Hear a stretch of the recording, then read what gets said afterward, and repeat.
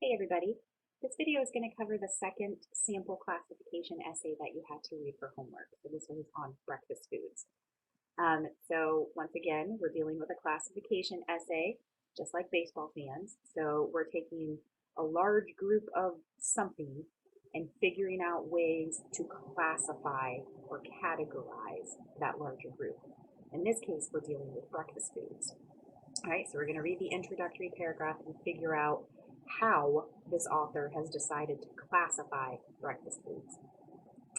Morning for me is the gloomiest part of the day. I have always felt that I am missing about 3 hours of sleep. Still, somewhere in my subconsciousness, I realize that if I don't wake up and get to where I want to be, usually my office, my livelihood as I know it would cease to exist. The car would be repossessed and Fido might have to go back to the town. What a prospect. Yet, as a cruel joke, I have to face the dilemma of what to make for breakfast as well. Being at the transitional state between dream and reality, it would help me to be more creative if the selection of breakfast foods is less limited and more enticing. But more often than not, the options include cold cereals, hot cereals, and the artery-clogging forms of food. So they drew us in a very general way. Took them a little while to get to the main focus of the essay, but that's all right. We can let that slide. But they drew us in a general way, talking about waking up in the morning. Nobody wants to be doing it. It's a struggle. And then to top it all off, you have to decide what to eat for breakfast. A lot of people just skip it.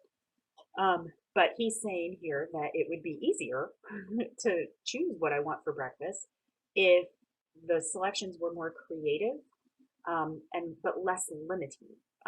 So he's classifying breakfast foods into cold cereals, hot cereals, and the artery clogging forms of food.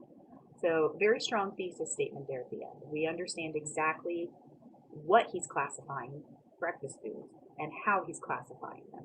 Cold cereals, hot cereals, artery clogging. All right, so let's look at the first body paragraph, see what kind of transitional topic sentence we have, and if we have some good examples being given to us. There's a wide selection and various name brands to choose from. For people with a sweet tooth, the choice is plentiful. Actually, there's a problem with this transitional topic sentence, isn't there? We actually don't know what he's talking about based on that first sentence. There's a wide selection and various name brands to choose from. What are we talking about? We shouldn't have to go back to the thesis statement and say, okay, he listed cold cereals first, so that's probably what this paragraph is about. We shouldn't have to do that. There should have been a stronger topic sentence there to let us know that this paragraph is indeed about cold cereals. All right, so one little flaw there. Make sure you don't make the same mistake. So make sure you have a good, strong topic sentence. But he does give really good examples of cold cereals and why they're not the best for you, why he doesn't like them so much. And then let's move on to the next body paragraph. He listed hot cereals second in the thesis statement. So let's see how he does with as far as organization goes. Perhaps not as popular as cold cereal, but just as quick to get to the table, hot cereal does not fall into the exciting category. Okay, so much better job here at a transitional topic sentence. He reminds us that we just talked about cold cereals and lets us know that this paragraph is going to be about hot cereals and why they're not exciting, right? Then he gives some pretty good examples of the hot cereals. Let's see, he mentioned artery clogging foods third in the thesis statement. While the artery clogging forms of breakfast foods may not be as quick and easy as cold and hot cereals, these types of meals are typically the most desirable. Okay, so he reminded us of where we just came from and lets us know what this new paragraph is going to be about, the artery clogging forms of breakfast foods. All right, good job. So he gives us pretty good examples of different types of artery clogging breakfast foods. And then our concluding paragraph, as the most important meal of the day, I wish breakfast would have more alluring choices. While cold cereal has a reasonably good taste, it incorporates too much sugar, which has the power to transform a sleepy person into a zombie if you crash. Also, its redundancy makes the draw of sugar less attractive.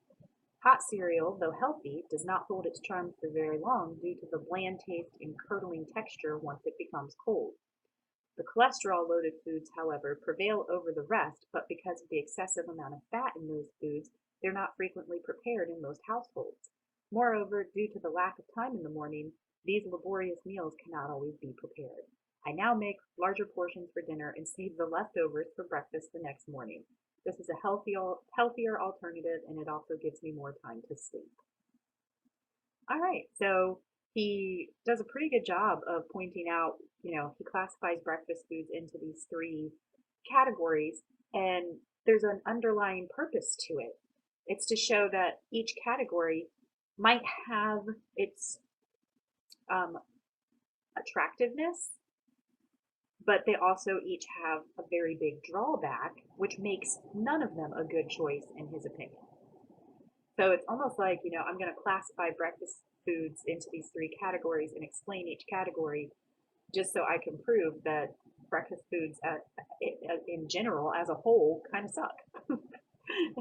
and here's what my solution is. I just eat leftovers the next morning. Why not?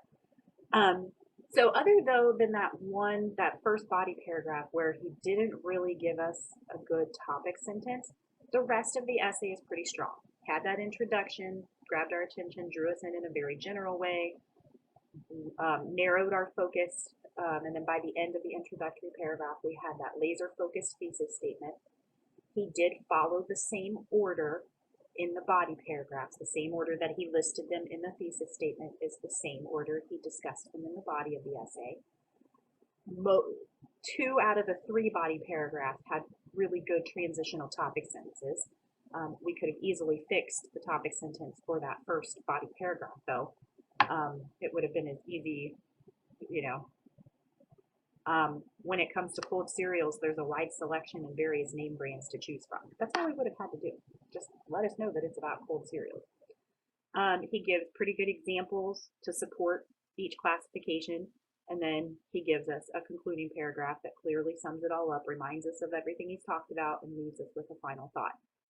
So I happen to think that if you are going to use your classification paragraph to do the final exam essay, to turn it into an essay for the final, Baseball Fans is probably the stronger out of these 2 samples. But what I like about this one on breakfast food is that there's a little bit more personality to it. I can hear the writer's voice a little more. So you can kind of take the nuts and bolts of Baseball Fans because it's so precise. He does everything so perfectly for an essay, but take the personality of breakfast foods and kind of mash them together, then you'd have a really, really exceptional essay. But they both do a really good job of organizing the classification categories and giving good supporting examples. All right, so they do both provide good examples for you. So again, if you're choosing to take your classification paragraph and turn it into a full essay for the final exam, Baseball Fans and breakfast foods, really good examples for you to refer back to so that you can model your essay in the same manner. If you have any questions about breakfast foods or classification paragraphs and essays in general, please let me know.